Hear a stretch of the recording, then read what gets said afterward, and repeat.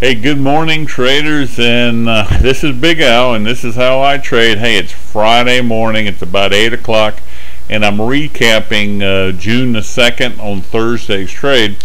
And what I've done is I've enlarged this a little bit. We're going to scroll through it. Here's the overnight session.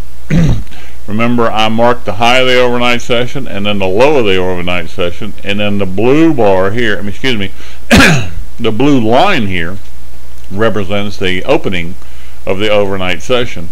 The yellow line represents the opening of the day session, so they're both come fairly together. There's just a couple of ticks away from where the overnight opened compared to where the day session opened. What we see right here is right from the bat, this is at 9:35, and then on this big engulfing down bar at 9:36 just dropped everything lower all the way down to where it bounced off. This thick green line here is the low of the 10-day period. It's an important, line in the sand for me. So right here, this is a wonderful tweezer, classic bottom tweezer that went all the way up on the way just ahead of the 10 o'clock numbers. Once the numbers came out, we had the reaction.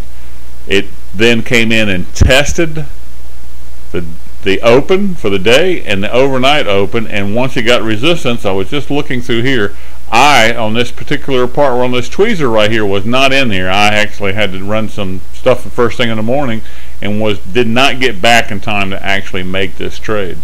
But once I got in here and saw that the market was coming down through here, I waited. It came back and formed the classic double top.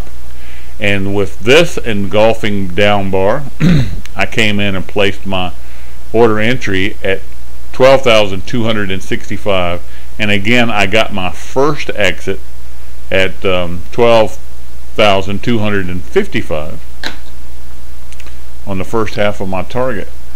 Then we're actually going to see how the market actually then traded below the 10-day the 10-day low.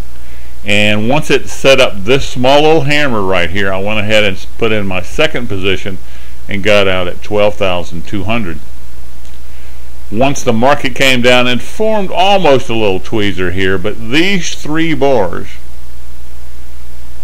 made a much better, and let me go ahead and see if I can go ahead and do this for you. Those three bars gave a better indication.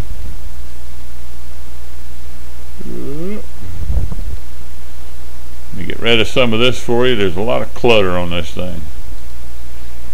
This bar right here at that same time period gave a better hammer and a better engulfing bar, or at least a higher bar, and then another better hammer coming up.